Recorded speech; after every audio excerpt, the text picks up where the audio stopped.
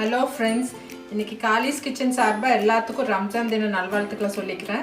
இன்றைக்கி காலிஸ் கிச்சனில் நம்ம பார்க்க போகிறது ரம்ஜான் ஸ்பெஷல் கோழிக்கறி கஞ்சி பார்க்க போகிறோம். இதுக்கு தேவையான இன்க்ரீடியன்ட்ஸ் நல்லா கெட்டி தேங்காய் பால் ஒரு பவுல் வச்சுருக்கேங்க, 1 cup basmati rice, 1 cup minced கோழிக்கறி, 1/4 கப் பாசிப்பருப்பு, ஒரு 2 பச்சை மிளகாய் பொடியாக கட் பண்ணி வச்சுருக்கேன், 1 கப் வெங்காயம், 1 தக்காளி கட் பண்ணி வச்சுருக்கேன், கொஞ்சம் சீரகம் சோம்பும் இடித்து வச்சுருக்கேன், அப்புறம் whole garam masala, 1 table spoon தயிர், மஞ்சத்தூள், கரம் மசாலா, மல்லித்தூள் 1 டீஸ்பூன், இஞ்சி பூண்டு 1 டீஸ்பூன், காரத்துக்கு தகுந்த மாதிரி மிளகாத்தூள் நான் வந்து 1/2 டீஸ்பூன் வச்சுருக்கேன். நீங்கள் காரத்துக்கு தகுந்த மாதிரி போட்டுக்கோங்க.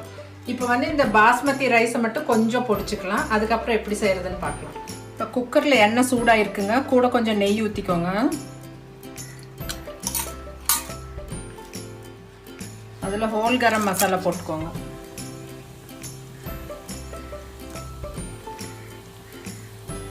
பச்சை மிளகா, அடுத்தது வெங்காயம் போட்டு நல்லா வதக்கிடலாங்க.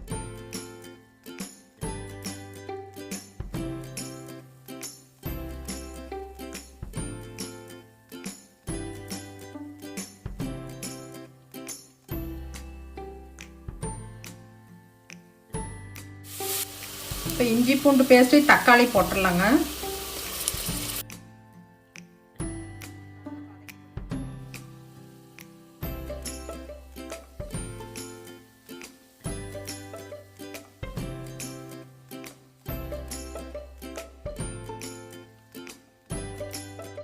இப்போ ஸ்பைஸ் பவுடர்ஸ் எல்லாம் ஒவ்வொன்றா போட்டுடலாங்க. மஞ்சத்தூள்,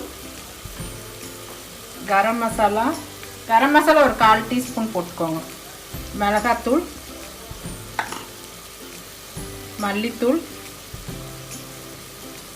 சீரகம் சோம்பும் பொடிச்சு வச்சது போட்டு நல்லா கிளறி விடுங்க.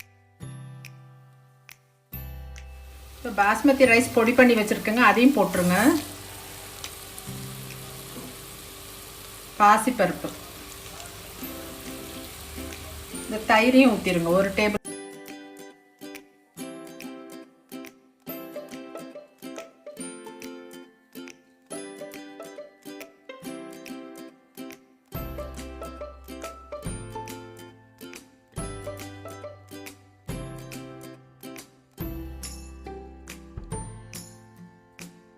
கொஞ்சம் எண்ணெய் ஊற்றிக்கலாம், இல்லைன்னா நெய் ஊற்றுறேன். நான் கீழே பிடிக்கிற மாதிரி இருக்குங்க.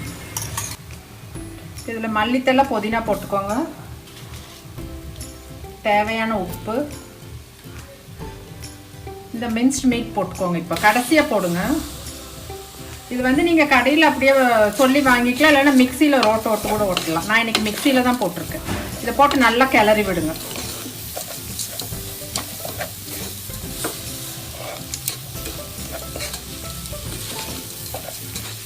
இப்போ இந்த தேங்காய் பால் ஊற்றிடலாங்க.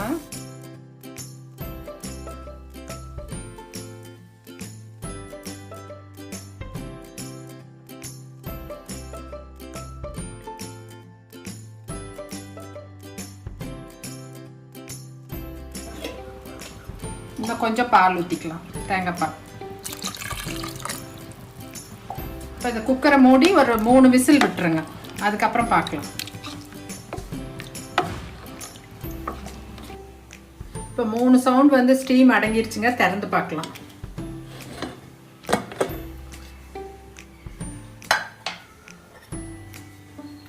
இது கெட்டியாக இருக்குங்க, நீங்கள் வேணால் இன்னும் கொஞ்சம் லிக்விட் பண்ணிக்கலாம்.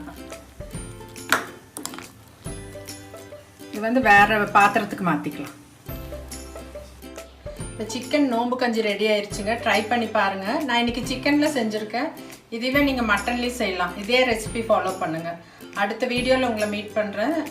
லைக் பண்ணுங்கள், ஷேர் பண்ணுங்கள், கமெண்ட் பண்ணுங்கள், சப்ஸ்கிரைப் பண்ணுங்கள். தேங்க்யூ.